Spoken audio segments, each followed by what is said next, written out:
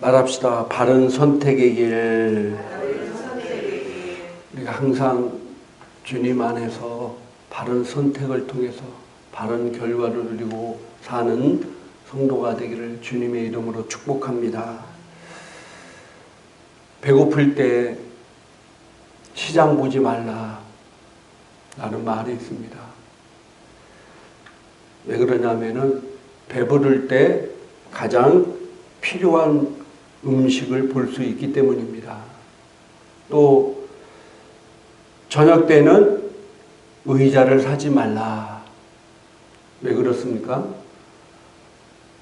저녁 때는 다들 피곤하기 때문에 아무런 의자에 앉아도 다 좋은 것 같아요.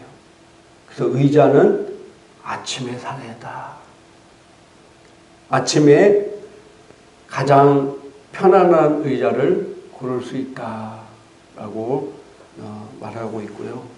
또 외로울 때는 연애하지 말라. 뭐라고요? 외로울 때는 연애하지 말라. 연애는 혼자 있어도 안 외로울 때 그때가 가장 사람을 잘 볼 수 있는 상태이다.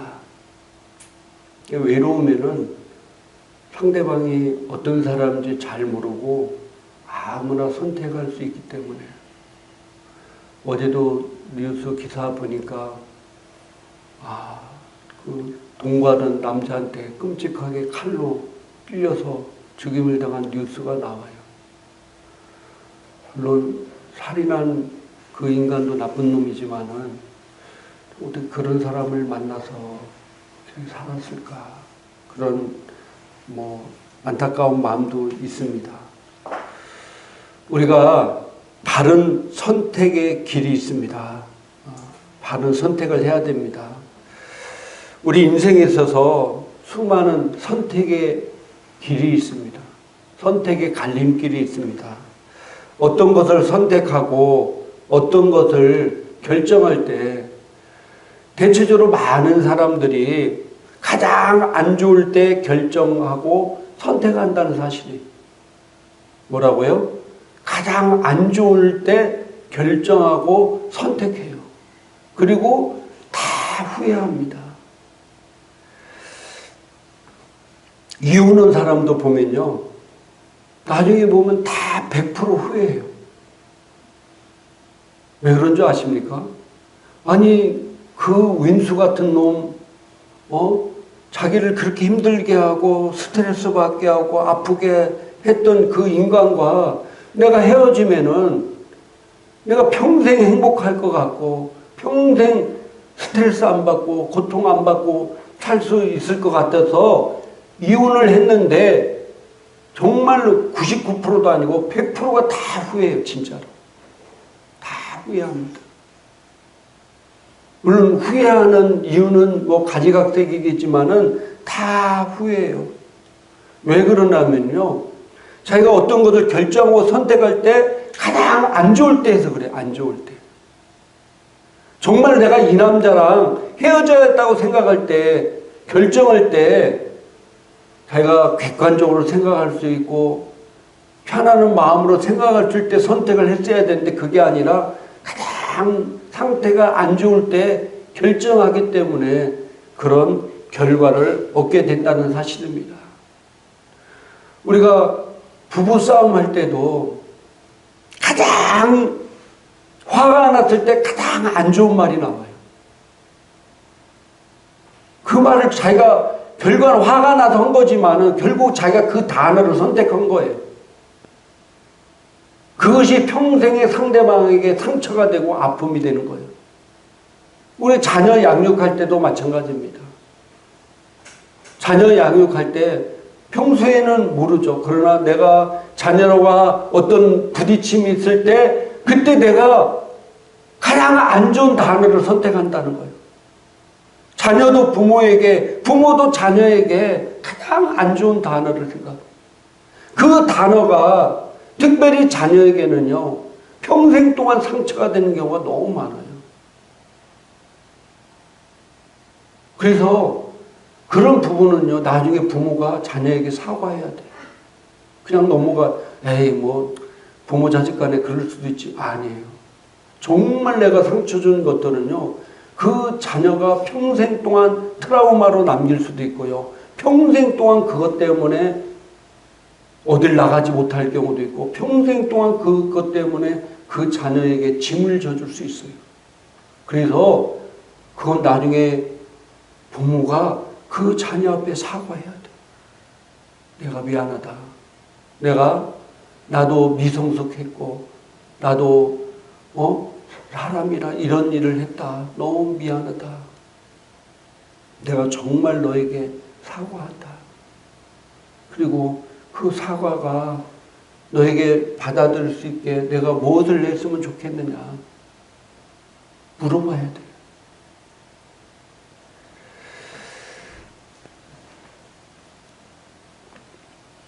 또 특별히 가정이 힘든 곳에서 자란 자녀들은요, 결혼을 빨리 하든가 아니면 결혼을 안 해버리는 경우가 많습니다. 근데 결혼을 빨리 하는 경우의 대부분은요, 그곳에서 벗어나고 싶어서 그런 거예요. 그 환경에서. 나 이 지긋지긋한 환경에서 벗어나는 길은 뭐예요? 지금이야 조금 세월이 바뀌었지만 예전에는 결혼해서 나오는 길밖에 없는 거예요. 그 가정에서. 그러다 보니까 가장 안 좋을 때 스스로 결정하잖아요. 그러니까 그렇게 해서 결혼한 사람 치고 제가 행복하게 사는 사람 많이 못 봤어요. 행복하게 산다는 사람 많이 얘기를 듣지 못했어요. 왜? 가장 안 좋을 때 그 환경에서 안 좋게 결정을 하기 때문에 그렇습니다.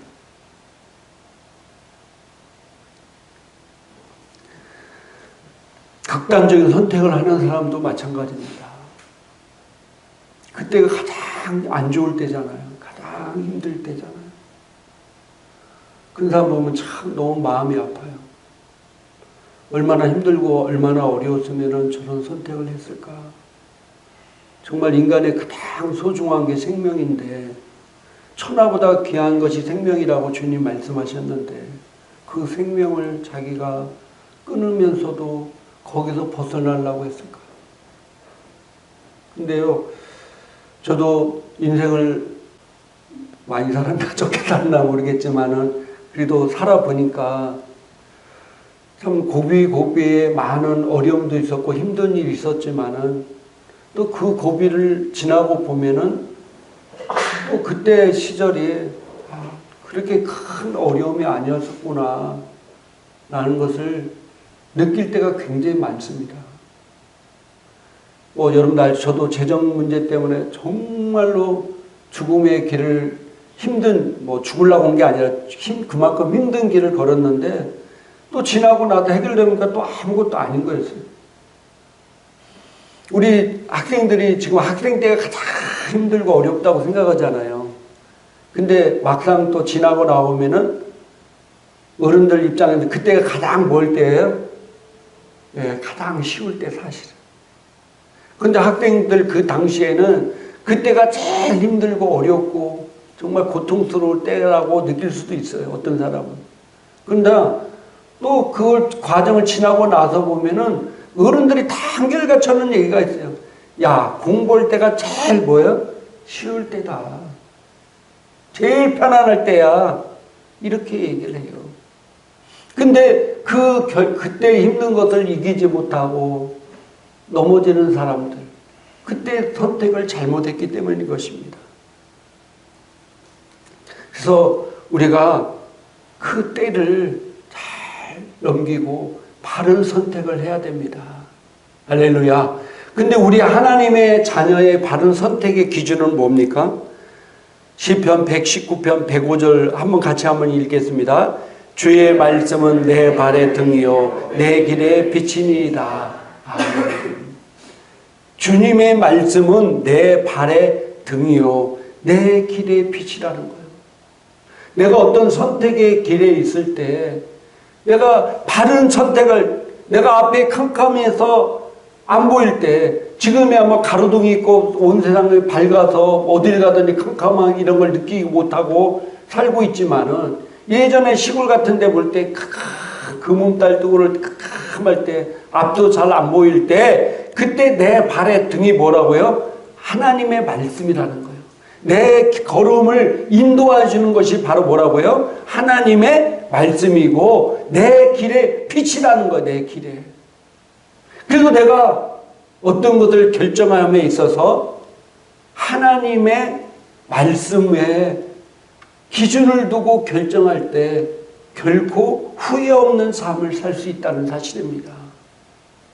근데 많은 사람들은 그렇게 하지 아니하고 자기가 가장 힘들고 어렵고 고통스러울 때 자기의 뜻대로 그것을 결정하기 때문에 정말로 굉장히 안 좋은 결과를 거둘 수 있고 또 굉장히 안 좋은 열매를 맺을 수 있다는 사실입니다.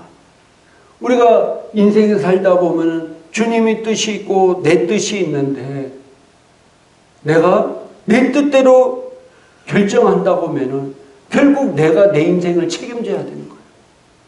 그러나 그 길이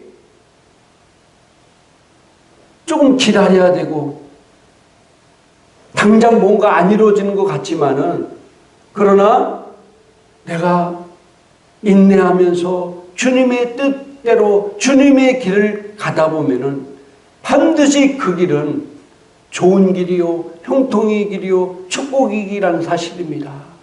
그런데 많은 사람들이 성경은 말하기를 넓은 길로 많이 간다는 거예요.